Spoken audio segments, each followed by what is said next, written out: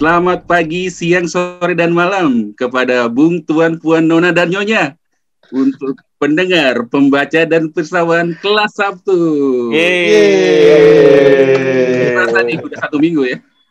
Kerasa banget. Kalau kita dengar, kelompok pencapir ya, kelompok pendengar, pembaca, dan pirsawan. Pendengar kan ada podcast. Pirsawan kan YouTube. Pembacanya apa? Media kita perlu bikin apa blognya ada blognya mesti kita bikin ya. Sedang dalam kerangka niat ya. Bab niat. Medianya mesti kita diversifikasi nih. Betul. Biar pas dengan sesuai dengan ininya ya. Sesuai dengan apa penyebutan para fansnya ya. Benar. Maksudnya sebutan para pokoknya yang menikmati dari mendapatkan manfaat. Udah nggak kerasa udah hari Sabtu lagi nih. Saya kalau hari Sabtu kan hari kriya nasional, kita keluar rumah segala macam, main, makan segala macam. Betul. Dan biasanya kalau keluar rumah butuh uang dong. Nah, betul. Butuh uang, ngambil duit di ATM. Pas ngambil duit di ATM, macet. Oke. Bingung kan? Mesti ngapain tuh? Bang apa ya? Bang apa? ATM-nya macet.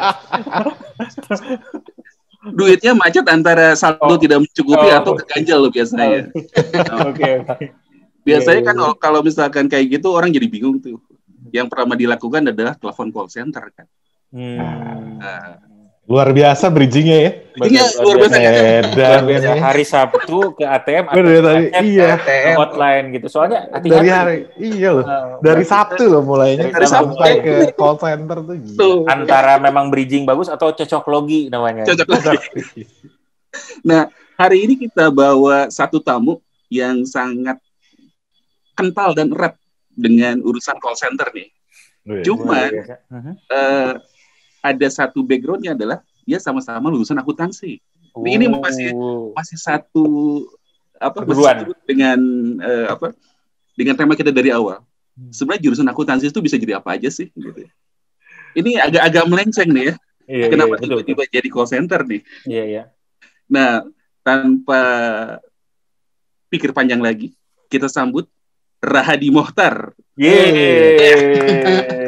Apa kabar? Apa kabar Hadi? Apa kabar semuanya? Ebin, Iwan, Raki. Apa kabar? Alhamdulillah. Oke, sehat semua ya. Ya, terima kasih nih udah diundang buat ngobrol-ngobrol ya. Kiasa Sunda ya? Boleh. Kita bikin versi 30 menit bahasa Sunda aja kali ya. Janganlah, gue juga udah lupa. Udah pindah region ya, Dik? Udah pindah region ya. Eastern ya sekarang. Gue udah beledak-beleduk belum ngomongnya? Belum ya? Belum. Masih kurang. Kurang. Oke, sebagai background, taruh. Biar Rahadi aja memperkenalkan dirinya sendiri aja kali ya, biar lebih enak. Ya. Oke. Ya. Silakan. Bung Rahadi, silakan. Oke, para pemirsa, kelas Sabtu, kelompok pencapir, perkenalkan saya Rahadi. Saya ini temannya Raki, temannya Iwan, temannya Ebin. Wah, kok bisa? Kita temenan sebenarnya. Ya, sebenarnya kalau sekarang pekerjaan rutin sehari-harinya, saya wira swasta, ya, dalam bidang catering, gitu ya. Ya, tapi di selain itu saya juga sebagai trainer. Trainer apa? Sebenarnya saya fokus di trainer service. Kebetulan bidang pelayanan ya. Kebetulan saya tuh membangun pelatihan sendiri, ya, gue membangun materi sendiri, namanya Serve for Success. Serve for Success. Ya. Oke. Sebenarnya materi itu intinya bagaimana sih kita membangun budaya melayani dengan menerapkan 4 karakter utama, ya gitu ya. 4 karakternya apa aja? Ya nanti kalau ada bukunya bisa dibeli bukunya. Penting tuh. Atau ikut trainernya ya. Ikut trainernya. Oke. Serve for Success ya. Sebenarnya kenapa sih gue bikin materi Serve for Success itu? Gue ada sih cita-cita gitu ya. Pengen tuh budaya Indonesia itu kental dengan budaya melayani gitu loh. Ya kan? Ya adalah pengalaman. Mungkin kalian yang udah pernah ke luar negeri juga pasti sering terpukau gitu ya dengan perilaku orang di sana yang suka menolong gitu ya. Ya kan? Iya. Itu disitulah gue pengen sih gitu kalau budaya melayani itu jadi salah satu ciri khas bangsa Indonesia gitu ya. Nah, jadi gue bikin pelatihan Serve for Success. Ya tapi memang masih dalam tahap inilah gue menjual materi itu. Jadi dengan 4 karakter itu kita bisa membangun interaksi yang nyaman dengan orang lain. Jadi nggak harus dengan untuk customer service gitu ya, tapi dengan siapa aja kita bisa berinteraksi dengan nyaman gitu ya. Bahkan kita bisa menginfluence orang lain gitu ya dengan mengembangkan 4 karakter itu. Dan insya Allah sih selain Serve for Success untuk customer service, gue juga pengen bikinnya Serve for Success for leader gitu ya. Jadi bagaimana juga membangun leadership dengan 4 karakter ini gitu ya. Dan kedepannya gue juga berharap bisa membangunnya, membuat materinya Serve for Success for parenting misalnya ya. Jadi bagaimana orang tua juga membangun 4 karakter ini untuk mendidik anak-anaknya. Ya itu sekilas tentang gue ya. Tapi memang background gue mayoritas call center. Ini yang kita tertarik nih. Keren. Tapi Serve for Success ini keren juga sih. Kalau orang pengen ikutan pelatihan Serve for Success itu di mana bisa lihat informasinya? Nah itu dia. Gue masih banyak PR-nya gitu ya. Bagaimana sih orang untuk mengenal ini gitu ya. Ya gue yang paling mudah sih gue bikin Instagram kan gitu ya. Tapi maksudnya gue bukan orang medsos gitu loh. Jadi jarang banget gue ngupdate gitu ya. Tapi ada di Instagramnya udah ada? Ada, sebenarnya ada. Namanya gitu. Apa nih? Serve for Success. Serve for Success. Oke, ayo kita follow langsung nih. Teman-teman pencapir semua, silakan ya langsung. Ya, apalagi dengan pekerjaan sekarang yang catering gitu ya. Itu makin mundur-mundur deh gitu loh planning itu gitu. Iya. Kalau cateringnya ada juga ininya apa namanya? Nggak ada. Instagramnya nggak ada. Catering for Success barangkali. Oke. Iya. Nah, jadi kita pengen tahu banyak ya, Wan ya. Mengenai ini ya sama Rahadi ini. Serve for Success gitu ya. Oke. Nah, kenapa gue jadi suka dalam bidang service gitu ya? Karena memang pengalaman gue 14 tahun ya itu di call center gitu. 14 tahun di call center. Tahun berapa ya lu pertama kali masuk call center? Pas tsunami Aceh. 1 hari setelah tsunami Aceh. 2004 ya? 27 Desember 2004. Wow. Iya. Oke. Gue pas lagi ke Jakarta, gue denger berita di radio, di taksi, itu lagi ngomongin tsunami Aceh tuh. Oke. Masih ingat banget hari pertama gue kerja. Oke. Dan gimana pertama kali akhirnya lu jadi tertarik ataupun memilih masuk untuk menjadi call center? Oke. Kalau lu tanya ke semua orang yang kerja di call center, pasti semuanya akan menjawab, gue nggak pernah kepikiran mau kerja di sini. Ya, nggak pernah ada orang yang bercita-cita kerja di sini gitu ya. Gue aja dulu melamarnya itu posisi internal audit. Ya, di salah satu bank negara di Indonesia lah ya. Bank negara di Indonesia. Bank negara di Indonesia, berarti bank milik negara. Iya, yang ada di Indonesia. Gitu, BNDI ya. Bank negara di Indonesia, BNDI. BNDI. Iya. Dan kemungkinan setelah kemerdekaan ya ininya ya. Ininya. Adanya ya. Didirikannya setelah enggak. Mungkin dan gue tes tuh bareng Pandu. Oke. Menarik nih. Menarik. Bareng Aci gitu ya. Tapi emang gue selalu kedapatan panggilan gelombang pertama gitu. Tes pertama gue dulu. Terus nanti minggu keduanya baru si Pandu gitu ya. Sama Aci. Aci mantannya Pandu. Yang ngomong dia. Aduh. Lebih jelas gitu. Iya, benar. Oke, ya kan? Silakan yang lain. Nah, gue nggak tahu lah ini kenapa tiba-tiba pas panggilan user, ya lagi-lagi gue dulu yang dipanggil user, nah tiba-tiba pimpinan call center itu yang manggil gitu loh, bukan orang internal audit gitu ya. Ya udahlah. namanya lagi butuh kerjaan ya baru lulus kan gitu ya. Ya terima aja gitu loh. Terus kasih minta masukan ke yang lain-lain. Ya udah awalnya sih kalau Bang emang kemana aja dulu masuknya, nanti karirnya kan bisa kemana-mana gitu. Ya sebenarnya intinya itu nggak ada yang pernah menyangka untuk bisa kerja di call center gitu ya. Tapi emang kalau sekarang nih ya, kenapa banyak orang yang kerja di call center? Ya emang yang paling banyak terima lapangan kerja gitu ya. Saat ini bisa dibilang ya call center lah gitu, sama sales. Sales gitu ya. Itu yang paling gampang orang masuk kerja tuh gitu, call center atau sales gitu ya. Kalau orang nggak mikir-mikir masalah ilmunya gitu ya.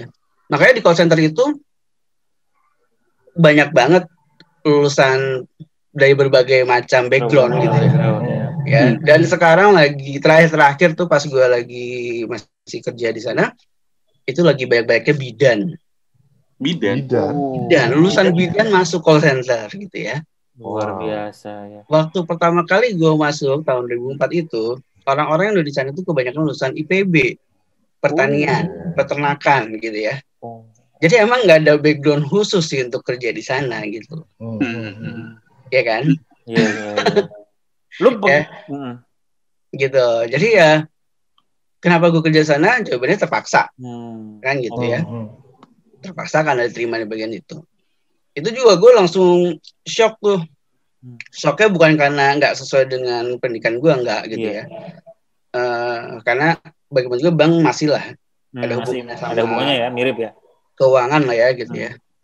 Cuman yang bikin gue shock itu kayaknya kalau harus ngomong ke orang itu nggak gue banget gitu.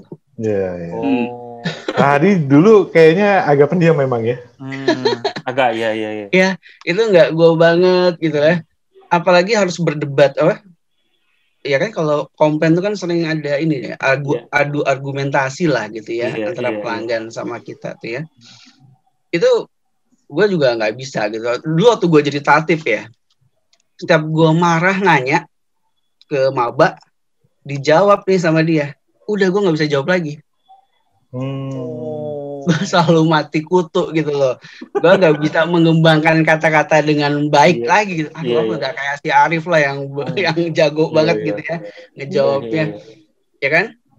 Makanya dulu waktu jadi tatip gue menghindari banget namanya kalimat tanya kan gitu. Kalimat perintah aja cukup ya. Iya, cukup perintah aja, kamu ini gitu. Udah. Karena kalau habis udah timpal balik gitu udah pasti gue kalah gitu kan. Padahal ada satu jawaban yang paling universal sih. Kamu berani ngejawab gitu. Beres. Apapun jawabannya. Tips saya. Itu. Kalimat tanya ya sebenarnya. Tapi ada tanda serunya. Ada tanda serunya belakangnya. Aman itu aman. Iya betul, benar juga ya. Nah itu juga gue nggak pikiran. Terus. Ya sempet shock sih. Cuman gue mau ngeluh ke siapa aja nggak ada jalan keluar gitu loh. Ya kan? Gue nyari temennya bapak gue ya yang udah di BNI, gue temuin. Dia pun udah jalani aja gitu loh. Jawabannya gitu, nggak ada yang bisa mindahin gue ke tempat yang lebih gue suka gitu. Oh ini nyari orang dalam nih dulu. Nyari orang dalam. Ya, betul. Ternyata nggak bisa juga gitu kan. Ngeluh ke bapak saya juga nggak bisa bantu apa-apa. Pokoknya nggak ada yang bisa bantu lah. Saya ngeluh ke atasan saya juga sama gitu. Akhirnya adalah biasalah kalau karyawan baru kan ada training motivasi gitu ya. Gue ngobrol lah sama trainer ini gitu. Enak kebetulan. Gue masih ingat namanya Pak Ben gitu, dari Dunamis. Ya pesan dia gini, ini Allah tuh pasti ada maksudnya nih, menerjunkan kamu ke dunia ini gitu. Ya kan? Mentakdirkan kamu masuk ke dunia ini tuh ada maksudnya. Kamu harus cari tahu itu, gitu kan. Ya udah, akhirnya gue ngelamun gitu ya, mikir-mikir. Akhirnya gue kesimpulan, oh iya, selama ini emang gue tuh nggak jago ngomong. Ya kan? Siapa tahu gue ditaruh di sini biar gue merubah kelemahan gue gitu loh. Yang tadinya nggak jago ngomong, gue jadi jago ngomong gitu loh. Atau setidaknya bisa ngomong lebih baik gitu ya. Orang dulu sebelum gue kerja aja, gue tuh nggak ngerti gimana kalau kenalan sama cewek gitu loh, terus lebih bisa akrab gitu, nggak bisa gitu ya. Kenalan sama cowok ini nggak masalah ya, tapi ya nggak masalah, kan tinggal ejek-ejekan gitu kan, ngomongin bola selesai kan gitu kalau cowok gitu. Kan ya kan. Jadi oke deh, gue jalani ini. Nah setelah itu barulah gue mulai menyukai kerjaan gue dalam hal komunikasinya ini gitu loh. Ya, dan pada saat gue dapet momen ada pelanggan yang marah-marah, setelah gue layani, dia berterima kasih banget ke gue gitu. Kepuasannya itu ya? Ada momen, kayaknya mampu dengan kekuatan kata-kata gue mampu merubah emosi orang tuh kayaknya seneng banget gitu ya. Dari situlah gue menyukai pekerjaan ini dan mencoba mendalami namanya interpersonal communication. Gitu loh. Gimana sih supaya ngomong gue ini bisa berpengaruh, bisa membuat orang lebih senang, bisa membuat orang lebih percaya kan gitu. Ya itu yang gue jalanin. Nah ya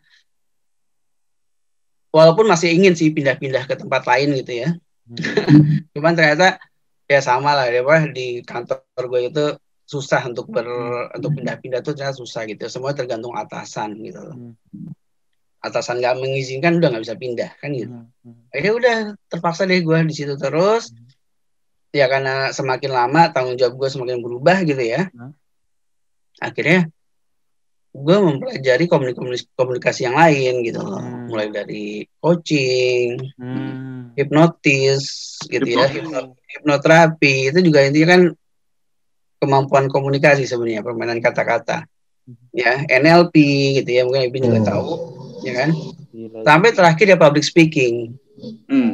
Gitu loh. Jadi ya itu dia, kenapa kok nyambungnya ke public speaking? Ya itu karena pada saat gue udah menyukai yang namanya seni dalam berkomunikasi gitu ya. Oke, gitu sih ya. Ceritanya gitu. Asik juga ya. Gue jadi penasaran kan, lu tadi sempet ada yang komplain benar-benar marah-marah sampai akhirnya dia begitu selesai itu bisa akhirnya berubah jadi tenang dan malah berterima kasih. Jadi apa sih biasanya yang ininya gitu, mungkin langkahnya atau apa simple stepnya gitu? Wah nggak enak nih, gue kayak mengulang percakapan sama Arif nih. Intinya adalah empati. Oke. Tapi enggak. Di sini kenapa sih harus ke empati gitu ya? Harus ke empati. Sebenarnya enggak harus empati, bisa dengan acknowledge juga, dengan menghargai apa yang dia. Intinya sih sebenarnya kita harus membangun kesamaan. Membangun kesamaan. Karena prinsipnya gini. Bagaimana mungkin orang mau menerima solusi kita kalau dia belum percaya sama kita? Benar kan? Dan bagaimana orang bisa percaya ke kita kalau dia belum akrab sama kita? Iya kan? Yeah. Dan orang akan bisa mudah akrab kalau banyak kesamaan. Iya kan? Nah, seperti misalnya orang Sunda ketemu Sunda pasti langsung akrab. Kan gitu ya. Nah, jadi yang terpenting adalah membangun kesamaan itu dulu. Nah, salah satunya empati. Empati itu menyamakan perasaan. Ya. Tapi tekniknya biasanya kita ya selain empati ya membenarkan apa yang dia omongin deh, walaupun omongannya salah, kita cari apa yang bisa dibenerin. Oh iya Pak, saya setuju dengan kata-kata Bapak, misalnya kayak gitu ya. Atau saya setuju dengan pendapat Bapak mengenai ini. Nah, dengan seperti itu dia udah merasa sama nih. Terus yang kedua antusias sih. Antusias ya. Nah, ini yang agak susah antusias. Karena kadang biasa kita angkat telepon aja baru greeting udah yang marah-marah tuh bentak gitu ya. Itu biasanya kita langsung down tuh gitu, antusiasmenya kurang gitu. Harusnya kita harus tetap bisa mempertahankan antusiasme itu gitu kan. Karena bagaimana juga pada saat orang tuh lebih senang dengan orang yang antusias gitu ya. Ya kan? Ngomong orang yang antusias tuh orang tuh senang gitu ya. Makanya saya ya setelah saya posisi manajer, yang selalu pesan saya ke customer service tuh, kita yang penting itu antusias. kadang kita nggak ramah pun akan terlihat ramah kalau kita antusias gitu ya. Dan saya ambil contoh waktu itu kota yang menurut gue paling bagus antusiasmenya gitu ya, yaitu Medan. Nggak tahu ya kalau teman-teman punya pengalaman yang lain gitu ya. Tapi kalau saya ke kota-kota lain liburan ya langsung ya, itu tuh sambutan orang Medan tuh antusias banget gitu loh ke pendatang atau ke turis gitu ya. Ya. Nah itu saya suka gitu. Nah itu yang saya terapin, pelayanan yang bagus tuh yang seperti itu gitu loh, yang ada antusiasnya. Nah terus setelah antusiasme kita dapat, kita udah bisa membangun kesamaan, udah bisa membangun keakraban, barulah kita coba reframe gitu ya. Sudut pandang dia itu kita bawa ke sudut pandang kita pelan-pelan, gitu kan. Dari situ barulah kita sampaikan solusi kita. Nah pada saat dia menerima, misalnya contoh ya kayak tadi uang macet, tahu gak itu baliknya berapa lama? Uangnya ke debit gitu ya, tapi nggak keluar. Ya itu rata-rata semua bank sama, 14 hari kerja maksimal. Ya, dan nggak ada yang berani mengatakan minimal paling cepatnya berapa hari, nggak ada. Ya kan pasti maksimal yang yang itu hampir semua bank sama 14 hari kerja gitu. Ya kan lama ya. Apalagi uangnya uang segitu-segitunya gitu loh. Ya kan sulit lah buat pelanggan buat nerima solusi dari kita untuk menunggu 14 hari kerja gitu ya.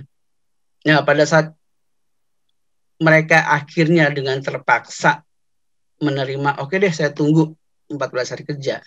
Nah itu yang kadang customer service lupa gitu loh. Kita harus mengapresiasi, ya kan. Misalnya dengan terima kasih kali Pak atas pengertian Bapak misalnya kayak gitu ya. Itu harus kita apresiasi gitu ya. Itu kebanyakan customer service lupa. Ya akhirnya itu dia, mereka yang tadi yang marah ya, pada saat diapresiasi di akhir dia malah bisa berterima kasih gitu. Gila. Saya ingin mengapresiasi dulu nih pertama nih, karena ini very important, insightful. Karena ini kan sehari-hari ya, maksudnya siapa apapun kerjaannya kita, atau misalnya siapa teman-teman di sini yang kerja, ada klien, rekan kerja gitu, yang kayak gini tuh, dan yang gue selalu amazed itu adalah, itu kan terjadinya dengan apa ya, dalam jangka waktu yang berapa nih, 3 menit? Sangat pendek ya. 4 menit ya? 4 menit gitu. Kita untuk mengubah pandangan teman atau rekan kerja berminggu-minggu belum tentu berhasil gitu ya. Atau klien gitu-gitu kan juga susah. Ini 4 menit bisa langsung gitu ya. Iya, kita ngomongnya juga harus positif terus. Misalnya, saya mau nih, bisa gak nih kamu bantu saya nih, uang saya keluar gitu kan. Oh jangan khawatir Pak gitu kan. Tetap harus ngomong-ngomong yang positif terus gitu loh. Kalau ngomongnya tergantung ya Pak ya gitu. Nah itu udah customer-nya juga males gitu. Tambah marah gitu. Tergantung apa lagi nih gitu loh. Ya kan? Tapi emang banyak customer service yang kayak gitu loh, yang nggak sanggup merubah emosi pelanggannya gitu ya. Kenapa? Karena ya tadi 4 menit itu waktu yang cepat gitu ya. Belum lagi mereka terbawa emosi gitu ya. Jadi selama kita kerja selama 4 menit ngomong tuh, selain nahan emosi, kita juga harus mikir ngomong apa gitu loh. Jadi mikirnya di situ, kita mikir ngomong apa ya yang bikin mereka nggak sakit hati nih, yang bikin mereka senang nih apa nih gitu ya. Itu sambil kita dengerin orang ngomong, kita harus sambil mikirin itu gitu loh. Biasanya kan emosi orang waktu pertama pakai telepon tuh tinggi nih tensinya ya. Orang komplain tuh ya. Karena banyak kan masalahnya, misalkan gara-gara panik lah gitu ya, takut uangnya hilang kalau misalkan di bank gitu ya, atau punya takut ada apa-apa gitu ya. Maksudnya dengan waktu yang sangat pendek dan pengalaman lu, apa yang bisa menurunkan tensi orang yang tinggi itu ke dalam tensi yang normal, akhirnya yang bisa lu ajak diskusi secara rasional gitu. Oke. Ya sebenarnya sih gini, orang yang tensinya tinggi, yang ngomongnya banyak, itu hanya emosional sesaat sebenarnya. Kita dengerin aja sih sebenarnya. Gak usah dibantah dulu ya? Nah, iya gak usah dibantah dulu. Lama-lama juga capek sendiri gitu loh. Ya kan? Pasti ada jedanya, pasti ada narik nafas panjangnya gitu ya. Pas dia ada berhenti gitunya, barulah kita masuk. Nah, tapi masuknya jangan langsung, oh bukan begitu Pak. Wah, langsung menyangkal kata-katanya itu tambah emosi lagi gitu kan. Misalnya dengan, oh iya Pak, saya mengerti Pak. Tapi Bapak tidak perlu khawatir ya Pak ya. Nanti setelah saya cek datanya, saya bisa tahu solusinya apa, misalnya kayak gitu, ya kan. Jadi benar-benar kata-kata positif lah yang harus kita tunjukin gitu. Kalau menunjukkan bahwa kita pasti bisa bantu dia gitu. Walaupun pas dia lagi ngomel-ngomel gitu ya, kita tuh ada alat sebenarnya, kayak kemarin siapa? Ketua DPR siapa? Oh, Bu Puan. Oh, matiin mic ya. Kita juga ada alat itu. Jadi sebenarnya ada pelanggan ngomong, goblok loh gitu. Sensor ya. Karena pasti ada emotional spike dari sisi kitanya juga ya. Iya. Ada. Itu kalau lo masuk ke ininya, ke dunia nyatanya di sana. Itu ya gue pertama kali masuk kaget. Mereka pada ngomong-ngomong kasar gitu tuh orang call center semua itu. Oh. Itu nasabah lagi ngomong di bawel banget sih gitu loh. Terus ada yang nyanyi siul-siul gitu ya. Wow. Seru nih. Tapi mereka perlu manage ininya mereka sih ya. Iya, gila aja lu. Orang maki-maki datang telepon ya. Tapi ini menarik banget ya dia. Jadi gue ingat ada seorang trainer juga pernah ngomong mirip-mirip gini nih. Waktu itu apa istilahnya effective learning, active listening ya, sorry maksudnya. Active listening. Ya. Trainernya namanya Pak Edwin Krisnar ya di Jakarta juga. Active listening. Ini kan sama aja ya, antusiasme itu kan sebenarnya bicaranya active listening ya. Artinya kita ngebuat si yang bicara itu merasa kalau kita tuh ada di situ, mendengarkan, peduli gitu-gitu ya, kita antusias gitu. Nah, cuma kan kalau over the phone tuh susah ya dia. Banget. Iya nggak sih gitu? Maksudnya nunjukin kalau kita dengerin tuh gimana over the phone gitu kan? Iya. Ya jadi kita emang harus kasih respon sih gitu. Oh begitu gitu ya. Nggak boleh diam aja terus nangis tiba-tiba sendiri gitu ya. Oke. Ya nggak bisa gitu. Ada juga yang gitu-gitu ya pasti ya. Jadi memang harus diungkapkan gitu loh. Nah dulu waktu pertama kali gue ke Surabaya, salah satu ada anak yang sulit ya. Itu jadi kan orang Surabaya itu introvert. Oh ya? Orang Jawa itu introvert sebenarnya. Gitu ya. Jadi kadang pengen ngomong enggak tuh nggak keluar. Akhirnya yang keluar apa? Engke gitu ya. Akhirnya pelanggan ngomong, pokoknya saya mau ini dibalikin besok ya. Pokoknya nih dia hanya ngomong engke. Terus udah, oke, terima kasih. Teleponnya tutup kan. Terus langsung dia ke saya dong, Pak, ini dia mau dibalikin besok. Lo nggak bisa dong, kan gitu. SLA-nya nggak bisa gitu. Terus kamu iyahin. Aduh, gimana ya dia bilang gitu kan. Kalau didengar kawannya, iya dia engge. Gitu. Terlalu biasa gitu. Itu susah mah. Jadi harus membuat emang harus dibikin ceria sih orang-orang call center supaya dia mau bisa terlatih mengungkapkan kata-kata gitu ya, merespon. Jadi pada saat lagi dimarahin kan orang Jawa kan nunduk. Mendengarkan gitu loh, nggak berani membantah sama sekali kan gitu ya. Tapi mereka harus berani ngomong, oh begitu ya Pak, oh iya gitu ya. Harus berani untuk menunjukkan kalau dia sedang mendengarkan gitu loh. Gue jadi kepikiran bahwa kalau dari sisi customer, kita kan sebenarnya nggak mau tahu ya gitu ya. Dan kadang-kadang kita tuh nggak memikirkan sebetulnya perasaan orang yang kita obrolin tuh kayak gimana sih sebetulnya gitu ya. Kita misalkan ngeledakin emosi gitu ya, komplain keras gitu ya. Cuman sebetulnya kita pun tahu sebetulnya kita pun nggak tahu gimana perasaan orang itu di seberang sana kan. Misalkan sebagai call center yang nerimanya itu. Dan yang nggak kebayang adalah dari pihak call centernya sendiri itu nerima kayak series of negatif energi dari orang-orang yang marah-marah, komplain segala macam. Dan lu harus melayanin semua orang itu sepanjang hari gitu ya. Gue nggak kebayang sebetulnya seberapa stresnya sih sebetulnya. Nah, emang stres sih. Dan itu gue bekerja paling efektif tuh di call center. Oh, maksudnya 4 jam kerja, istirahat 4 jam lagi. Itu 4 jam itu nggak berhenti telepon masuk gitu. Oh iya? Iya. Kita hanya dikasih waktu 15 detik untuk cooling down. Dan menerima antar telepon. Hah? Jeda angkat telepon 15 detik. Iya, 15 detik. Jadi pada saat kita habis nahan emosi marah-marah gitu 15 detik kita harus telepon, kita harus ceria lagi ngomongnya. Gila. Wow. Gitu. Dan itu KPI ya? KPI-nya maksudnya pada saat ngangkat telepon harus ceria tuh salah satu. Oh iya, betul. Dan itu ngaruh juga kan ke pelanggannya kan. Pada saat kita ngangkat teleponnya nggak ceria tuh ngaruh juga. Nanti mereka... Militan ya berarti ini ya. Menurut gue ini militan loh. Orang call center gila loh disikat. 15-nya.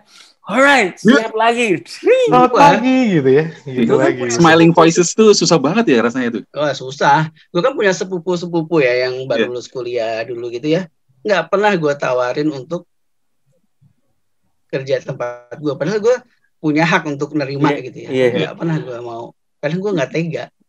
Oh. Gila ya. Belum lagi kalau salah mencet keputus teleponnya.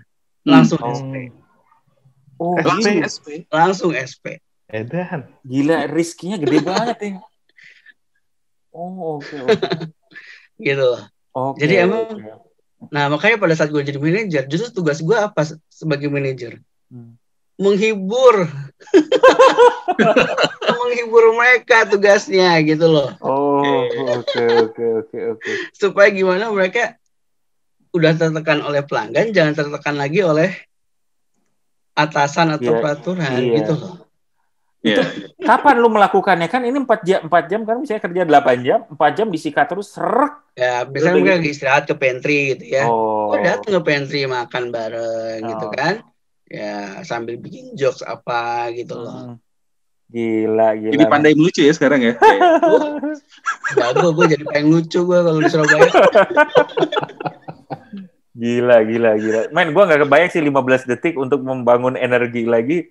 Itu tuh edan sih. Tapi memang ada waktu-waktu misalnya pertengahan bulan ya, 3 hari, ya maksimal seminggu lah gitu ya, yang call-nya rendah. Nah, itu barulah agak bisa. Jadi bernafas. Ada days-nya juga ya dalam 1 bulan tuh. Tapi awal bulan, akhir bulan udah pasti deh. Biasanya karena apa? Baru tagihan kartu kredit datang atau ketika gajian ribet orang gajian datang, baru gajian. Bayar tagihan gitu ya. Paling banyak komplain secara statistik terkait apa sih, Dik? Kalau di financial di bank gitu? Kalau CMSC. Ya kalau itu sih kebanyakan ini ya. Sekarang transfer antar bank. Nggak nyampe gitu. Antar bank iya itu ke debit terus ini apa tapi nggak masuk di bank lawan. Itu paling banyak sih. Kalau tarik tunai nggak keluar emang banyak, cuman itu kan domainnya masih kita ya. Oh sendiri ya, kita sendiri ya. Itu masih kantor-kantor perusahaan kita juga gitu loh, internal lebih kita. Bisa di-manage ya. Tapi kalau udah antar bank kan susah. Kadang di email bank lawan responnya baru 5 hari gitu kan. Karena kan mereka menganggap itu bukan nasabah mereka gitu. Iya. Jadi nggak terlalu peduli gitu loh mereka. Oke. Jadi apa namanya kenikmatan yang didapat dari itu adalah bisa membalikannya itu ya. Jadi. Ya. Jadi pada saat ya kan bermacam-macam orang gitu ya yang kita jumpai gitu ya, walaupun lewat telepon, pada saat kita bisa menaklukkan gitu ya. Jadi gue bisa memahami sih kenapa ada cowok playboy gitu ya. Mungkin dia gitu kali ya, suka menaklukkan perasaan-perasaan perempuan gitu kan. Mungkin ada kepuasannya ya. Ya kepuasannya mungkin itu. Nah kalau gue gitu menaklukkan perasaan-perasaan pelanggan gitu. Ada sih di samping kita nih. Di pojok kiri bawah kalau di sisi gue. Di rumah lo maksudnya. Jago speak katanya. Nice juga ya. Ini berarti sebuah apa namanya sebuah profesi dan kerjaan yang sangat unik sih. Biasanya orang berapa lama lu kalau ngelihat misalnya anak baru gitu ya, ini pasti beda-beda sih, tapi biasanya berapa lama sih? Kayak lu aja dulu kan dari yang tadinya ngobrol sama orang aja udah sulit terus kayak gitu sampai lu merasa cukup nyaman untuk akhirnya ini gitu apa namanya ngobrol. Ya 6 bulan lah kalau gue sih kemarin. Karena 3 bulan tuh yang gue ngerasa shock itu ya. masih mengharapkan bisa pindah gitu ya, nanti 3 bulan lagi ya udahlah mau nggak mau gue kelasnya ya setelah itu. Tapi itu juga masih suka emosi yang tadi pakai. Iya. Kalau udah yang pro tuh udah nggak pakai mute lagi ya, dia udah asik aja gitu. Dan yang bikin stres gue pada saat lihat senior ya, dia tuh sambil ngomong ke pelanggan, ngomongnya apa, dia sambil ngetiknya apa beda, apa yang diomongin sama diketik beda. Oh, ngapain? Dia ngetiknya apa? Report atau apa? Iya, jadi hasil percakapan itu harus dibuat laporan kan. Iya. Gitu. Wow. Ya kan, ngetik gitu kan. Dan mereka karena tadi cuma 15 detik waktunya gitu ya, sebisa mungkin pas closing ketikannya laporannya pun selesai gitu loh. Waduh. Iya kan? Itu yang bikin gue stres juga pertama kali. Ya orang ini ngomongnya apa, ngetiknya apa gitu ya. Kok bisa gitu. Skillnya gila-gila berarti ya di situ ya. Iya gitu. Kalau dari sisi talent suka putar-putar nggak tuh? Maksudnya banyak yang nyari call center apa banyak sering pindah-pindah itu. Nah, dulu pas gue baru masuk ya, gue kan tuh dari dalam divisi kartu kredit. Itu kalau lihat manajer divisi lain, itu mereka selalu bilang saya ini TPO angkatan sekian. TPO itu maksudnya agent call center ya. Angkatan sekian. Jadi mereka adalah mantan-mantan call center. Gitu loh. Jadi emang talentnya banyak kepake banget gitu loh. Iya. Apalagi untuk service ya. Bank kan biasa nanti untuk ketemu sama nasabah dia udah biasa. Gue biasa 4 menit harus nyikat, sekarang bisa ada waktu. Sama kayak masalah gini. Kenapa saya kok bisa muncul bunga padahal saya bayar full gitu kan. Ya kan? Itu dalam waktu 4 menit itu ya selain ngobrol, verifikasi apa, kita juga harus bisa menganalisa kenapa itu muncul bunganya. Jadi understanding-nya juga gokil ya. Iya, jadi makanya pada saat nasabah lagi ngomong gitu ya, kita udah mulai nganalisa tuh datanya. Kita lagi verifikasi nanya apa, dia buka datanya data tagihan. Gitu ya, misalnya verifikasi nama ibu kandung gitu ya, pas saya tandem dulu, itu customer service itu lagi verifikasi nama ibu kandung apa, tapi layar yang dibuka tagihan. Terus saya nanya dong, Mbak, kok Mbak tahu kok jawabannya benar? Kalau tadi jawaban nasabah itu benar pas verifikasi, padahal kan Mbak lagi buka tagihan, layarnya. Sebelum saya ke tagihan sudah ngintip dulu tadi. Gitu. Saya aja tadi nggak ngelihat dia ngintip gitu loh. Dia emang cepet banget gitu loh. Makanya orang-orang call center pasti ngomongnya cepet gitu ya. Jalannya cepet, makannya cepet. Makan kita cuma 15 menit kasih waktu 15 menit. Gila, makan siang? Serius lu? Makan siang? Kalau makan siang istirahat nggak. Tergantung yang shifting apa enggak gitu ya. Kalau yang waktunya kebetulan dapat jadwal normal jam 8 sampai jam 5, tetap istirahatnya 1 jam gitu. Atau kadang setengah jam di split, setengah jam. Ya kan? Tapi kalau misalnya lagi shift, ya itu makannya hanya 15 menit. Shift itu maksudnya malam? Shift itu bisa di luar jam 8, misalnya jam 6 pagi, pulangnya jam 2. Itu nggak ada istirahat, tapi dikasih waktu untuk makan. Itu 15 menit aja. Asik. Tapi kalau tengah malam tuh nggak banyak yang nelfon kan, Di? Tengah malam nggak banyak, cuman rese banget. Oh beda, nature-nya beda. Beda. Ada yang mabok gitu ya. Ada yang lagi di klub malam gitu.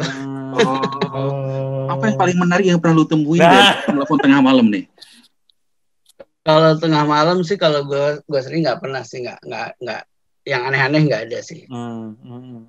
Cuman kalau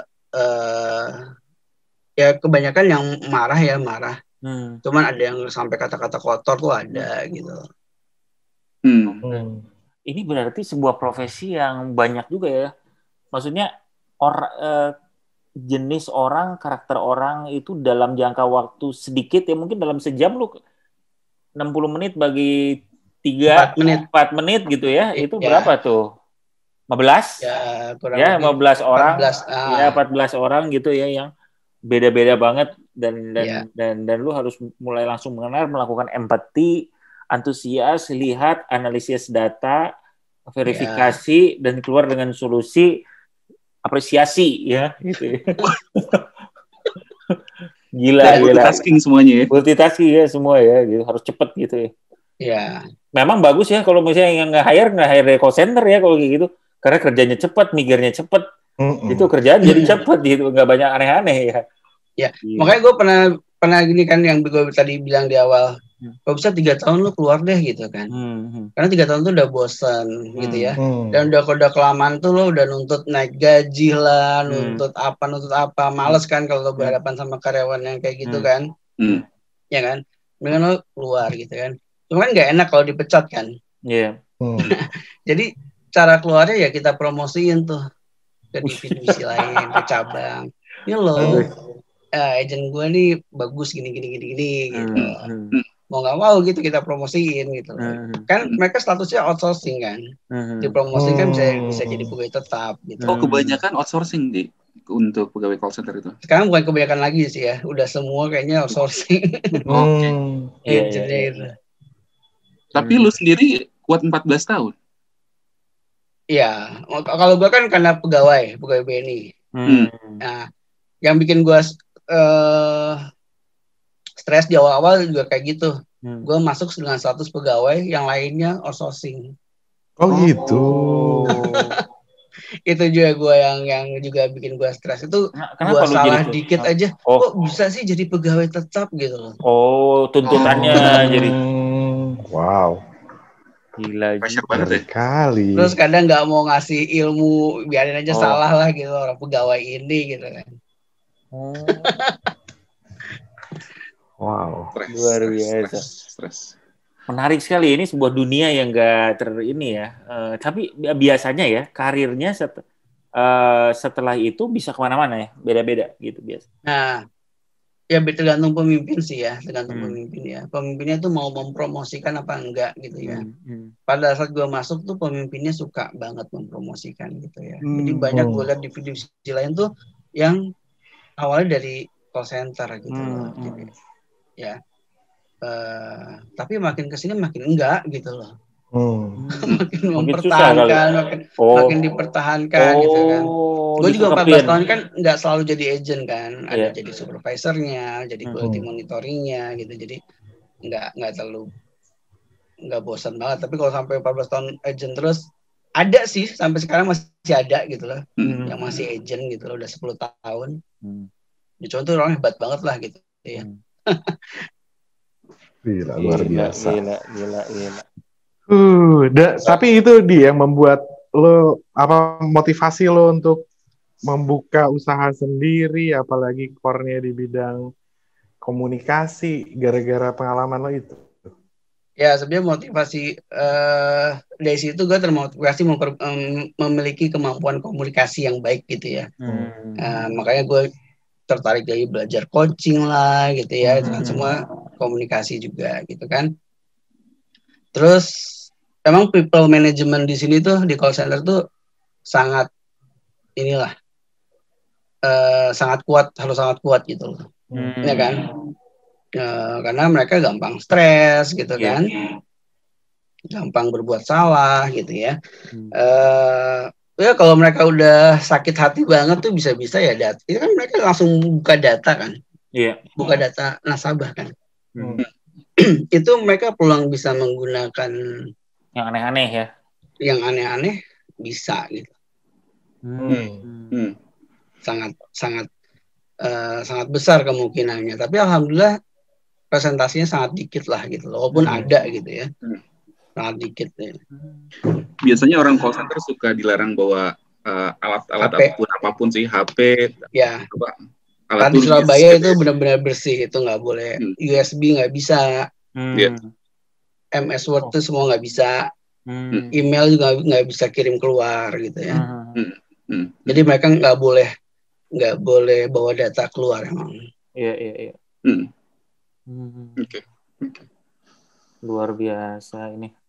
Ini mungkin yang membuat Rahadi jadi awet muda juga ya ininya ya. Mungkin itu gitu karena gue berhubungan sama orang-orang yang ya terakhir angkatan kelahiran 93, 94, 95 yang di bawah gue gitu. Gue jadi paling tua, jadi setiap ketemu gue dia salim ke gue gitu. Salim beneran gitu ya? Salim pada cium tangan. mereka udah nganggap gue tua banget gitu loh. Oke. Padahal ini mungkin kita boleh share sedikit ya ini ya. Tadi Iwan soalnya ada fotonya nih.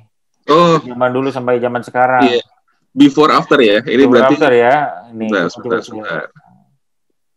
Ini salah buka foto lagi. Iya, aduh. jangan hati-hati. Salah buka tahu tuh di Lembang tuh. Hati-hati. Nah, ini. Ya, share screen nih. Iya, langsung aja share screen. Ini Rahadi berarti sekitar tahun 2002 ya, 2002-2003.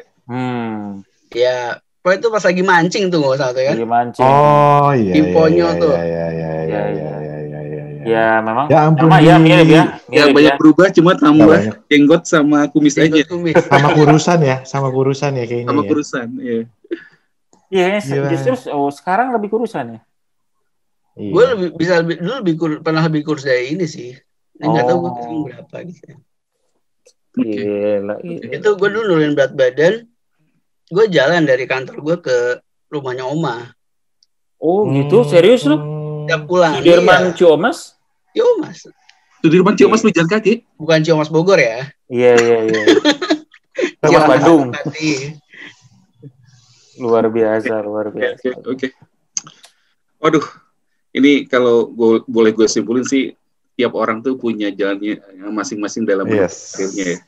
Betul. Tidak semua akuntan menjadi auditor ataupun menjadi konsultan, tapi ada kayak Rahadi itu menjadi call center manager atau yang di area customer service lah. Sesuatu yang awalnya mungkin Rahadi sendiri tidak menyukainya, tapi dari hate to appreciate karena Rahadi akhirnya bisa menemukan apa yang dicarinya selama ini dan bisa merubah kelemahannya itu bahkan menjadi kekuatan. Dari awalnya lu rasa bahwa lu sedikit kurang dalam komunikasi, interpersonal skill, sedangkan lu sekarang malah jadi trainer buat public speaking. Itu udah kayak 180 derajat berbeda. Mantap. Malah banyak ngebantu orang ya sekarang. Benar. Iya, alhamdulillah. Dan ini sih kalau mungkin gue sih, menurut gue ini ilmu yang sangat bermanfaat dan praktikal gitu ya. Kayak lu cerita tadi, berarti harus antusias segala macam. Ini kayaknya sangat bisa diaplikasikan sama semua. Relevan betul. Relevan sama berbagai berbagai bidang sebenarnya. Berbagai bidang. Gitu. Emang kadang gue bilang ke customer service gitu ya, untuk membuat mereka semangat gitu ya. Mungkin ilmu kalian nggak banyak di sini gitu ya. Ya ilmu perbankan nanti kepakainya tentang produk perbankan gitu ya. Pindah ke bank lain beda lagi kan gitu. Iya. Iya kan. Tapi dengan kalian mendalami ilmu komunikasi gitu kan, kalian jadi ibu rumah tangga pun tuh kepake pada saat kalian ingin mendidik anak-anaknya gitu ya. Atau ingin menjadi apapun masih atau kepake. Bernegosiasi dengan suami mungkin.